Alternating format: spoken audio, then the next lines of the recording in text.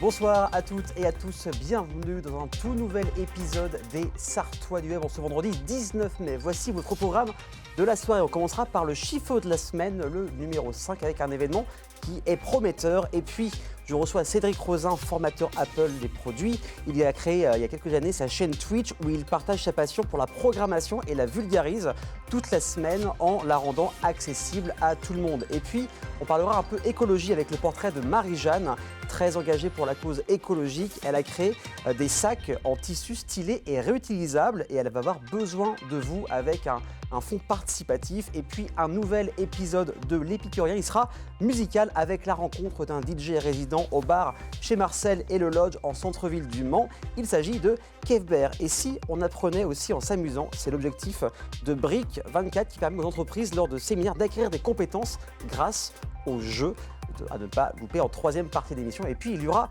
le Zap et bien sûr les sorties d'Emmy. Mais commençons par un beau projet avec le chiffre de la semaine 5. 5, c'est le nombre de communes en Sarthe qui participent aux escales musicales au bord de Sarthe. Le bateau La Touessène jettera l'ancre de son embarcation pour des soirées, les après-midi et les soirées au bord de la rivière. Divers styles musicaux, jazz, rock'n'roll, orchestre de rue avec une restauration sur place. Cet événement permettra de promouvoir les rivières de l'Ouest. Et voici les dates à ne pas rater en Sarthe. Le 20 mai à Roisey-sur-Sarthe à 19h et 20h30. Le 21 mai à la Suze-sur-Sarthe à 18h. Le 27 mai à Fercé-sur-Sarthe. Le 28 mai à Noyen-sur-Sarthe à 14h et le 29 mai à Malicorne-sur-Sarthe à 17h. À suivre bien sûr sur le site du département sarthe.fr. Mais maintenant, on va parler un peu de Twitch. C'est parti.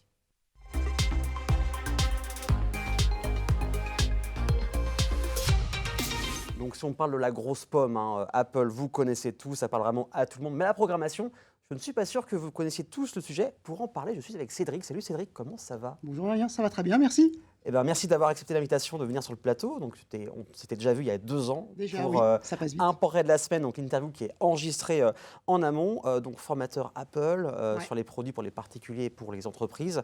Streamer aussi, avec plus de 300 abonnés aujourd'hui. Ouais. Alors déjà, cette marque, la pomme, tu l'as travaillé depuis combien de temps? Depuis combien de temps tu es passionné par cette marque-là? Alors mon premier ordinateur iMac, ça a été en 2001, avec un iMac 350 MHz. Voilà, ça commence à dater un petit peu. 22 ans. Voilà. Sachant que l'iMac a fêté ses 25 ans. Voilà, ça a été présenté le 6 mai 1998. Ok, voilà, donc il a fêté ses 25 ans. Et l'année prochaine, on fêtera les 40 ans du Macintosh original. Donc ça commence à faire. Donc c'était des ordinateurs qui étaient colorés, c'est ça, je me rappelle. Ouais, c'est ça, avec différentes couleurs et translucides avec l'écran cathodique. Donc ça pouvait se repérer de loin. Ouais. Et donc, voilà, tu es formateur. Qu'est-ce que tu proposes exactement comme type de formation pour les particuliers et pour les entreprises? Alors en fait, moi, ce que je propose, c'est principalement des formations pour mettre le pied à l'étrier, vraiment être autonome au quotidien. Ça, c'est ce que j'aime en fait chez les particuliers. J'aime bien aller à domicile aussi, même si là, la distance commence à se mettre aussi en place. D'accord. Et pour les professionnels, c'est plutôt de l'audit, du conseil, de l'accompagnement pour les achats. Donc tu es sur toute la Sarthe, aussi à côté ou principalement la Sarthe? Alors 53, 49, 72. Ouais, on reste dans le secteur. Ouais, je reste dans le secteur. Mayenne, comme Anjou. je suis pas très loin des trois départements, c'est facile. Et la plateforme Twitch, donc flux en direct, comme là actuellement, où à la base, c'était créé il y a très longtemps, il y a 10 ans, pour les joueurs de jeux vidéo qui se commentaient en jouant. Ouais. Depuis le Covid, on a mis en place des émissions, comme nous ici sur l'MTV, où on est également sur Twitch. Toi, Twitch, c'est venu à quel moment de ta carrière? C'est venu pendant le premier confinement en mars 2020. Un peu comme tout le monde en fait. Ouais, parce qu'en fait, il fallait quand même diversifier bien les sources de revenus. Ne pouvons plus aller chez mes clients, j'ai été stoppé d'un coup. Et la programmation, j'en avais fait du temps de l'Amstrad CPC 664, des années 80. Voilà, c'est pour ceux qui savent. Voilà, pour ceux qui savent, la marque Crocodile. Voilà, vous pouvez chercher, ça existe encore. Enfin, ça existe, la marque existe encore. Mais ouais, c'était à ce moment-là que j'ai découvert Swift Playgrounds avec mon fils. D'accord. Pour l'occuper, en fait, au début, les programmes scolaires n'étaient pas en place. Et je voulais qu'il continue quand même à avoir un espèce de planning pour pouvoir travailler. Donc vous voyez à l'écran, en fait, c'est un jeu qui permet d'apprendre la programmation, c'est ça? Voilà, ça a été développé par Apple et en fait, c'est une application qui permet d'apprendre la programmation de manière simple et ludique en déplaçant un petit personnage dans un univers 3D. Ok. Et il a différents objectifs à atteindre, par exemple, relever tant de GM, faire activer des interrupteurs, des choses comme ça. Et j'ai vu en cherchant la vidéo de cette application qu'il y a eu beaucoup de choses qui sont développées aussi, je trouve, avec la programmation et le jeu, pour apprendre à coder, parce ou qu'en la programmation. En fait, maintenant, il y a beaucoup de sociétés, notamment, voilà ce qu'on va voir un petit peu plus tard sur le BBC Microbyte, qui a été développé par la chaîne BBC du Royaume-Uni, justement pour favoriser l'apprentissage de l'informatique auprès des plus jeunes, donc les écoles primaires. Et est-ce que être sur Twitch, ça t'a ouvert des portes, ça t'a un peu fait connaître, ou c'est juste pour du divertissement pur et dur? Non, ça m'a fait connaître. Moi, j'avais envie d'apprendre ce domaine-là. Donc, apprendre tout seul, c'est sympa, mais avec des personnes qui interagissent en même temps, ce qu'on peut faire sur Twitch, évidemment, il y a le chat. C'est très intéressant. Voilà, le fameux chat qui est bienveillant. Il s'appelle la communauté des pommes. Ça fait original, c'est les pommes qui viennent me voir. Exactement. Et donc, il y a plein de développeurs qui viennent. Donc, on a même des interviews de développeurs, développeuses qui m'ont connu avec Twitch et puis qui, du coup, viennent partager leur passion. Avec une interview, voilà, avec des questions relativement simples. Mais ça permet de faire découvrir justement ce domaine de l'informatique qui est un petit peu méconnu et qui mérite d'être sur le feu des projecteurs. Et donc tu peux faire apprendre aux personnes en fait, à programmer, c'est ça? Au tout début, en fait, c'était tous les 15 jours, le samedi après-midi, pendant 2 heures avec Swift Playgrounds. Et maintenant, on a 4 créneaux, le mardi matin, le mercredi matin, le jeudi après-midi et le samedi après-midi. Et on fait maintenant même des objets programmables. On fait même du no-code. Donc le no-code, en fait, ça commence à venir de plus en plus, le no-code. C'est quoi exactement, pour faire un petit rappel des choses? Alors en fait, le no-code, c'est on ne touche absolument aucune ligne de code. C'est qu'on a des différents blocs qui correspondent à des actions. Par exemple, on a la flèche du haut du clavier et on a le bloc marcher. Si on met les deux ensemble et qu'on appuie sur la flèche du haut du clavier, le personnage va monter. D'accord, ok. Et on n'a pas tapé une seule ligne de code. Si on veut regarder le code, on appuie sur un bouton et ça transforme les blocs en lignes de code. Donc ça peut être justement une phase transitoire entre les personnes qui se disent « j'ai pas trop envie de taper tout de suite des lignes de code, mais j'ai envie de développer des choses, de programmer des choses ».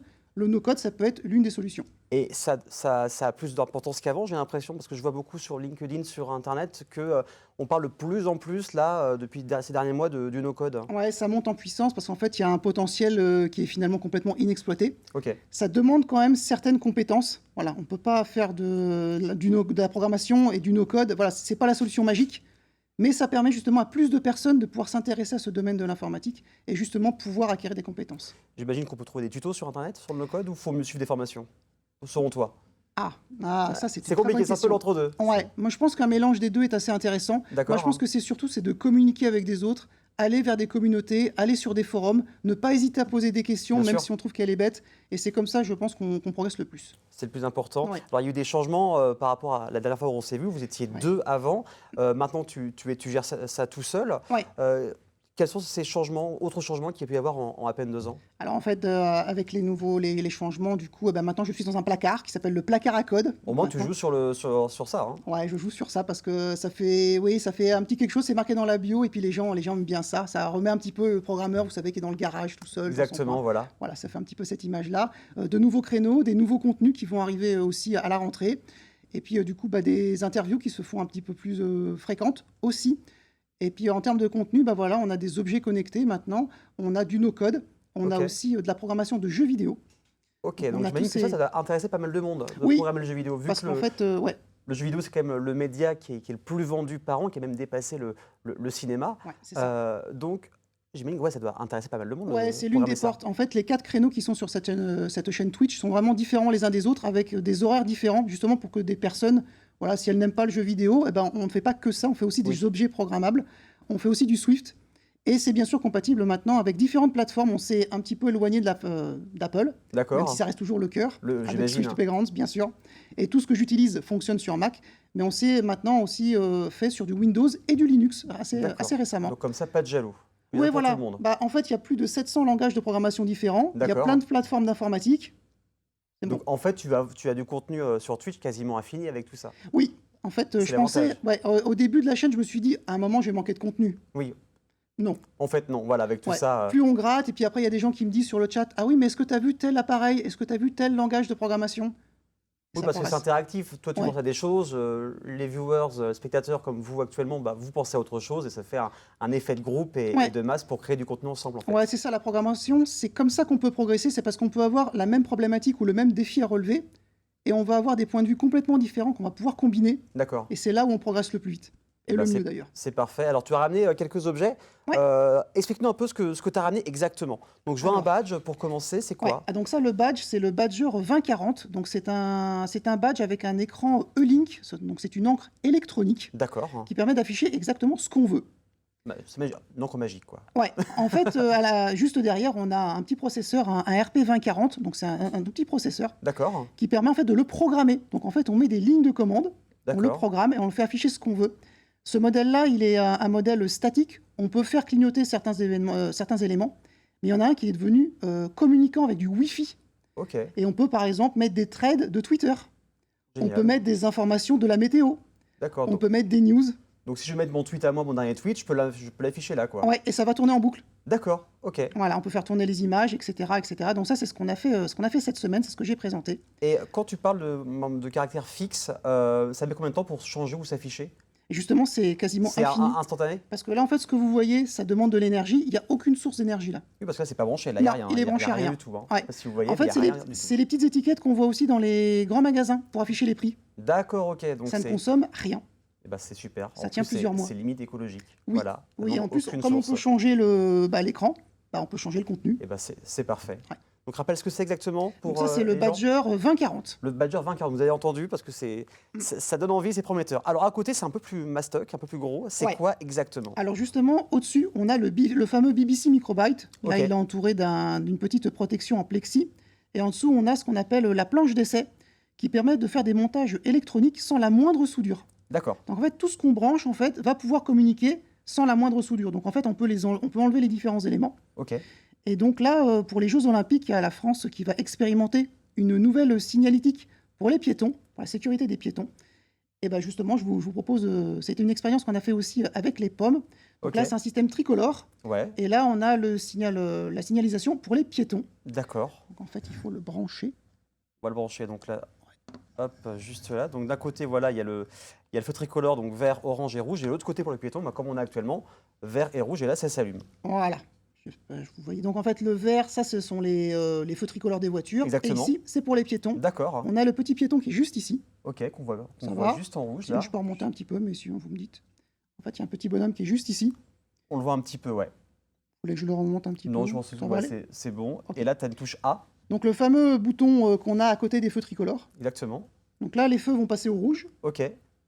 C'est vert. Le petit bonhomme bouge. Ok. C'est un buzzer pour les personnes qui ne puissent pas voir. La diode va clignoter à un certain moment pour dire qu'il faut se dépêcher.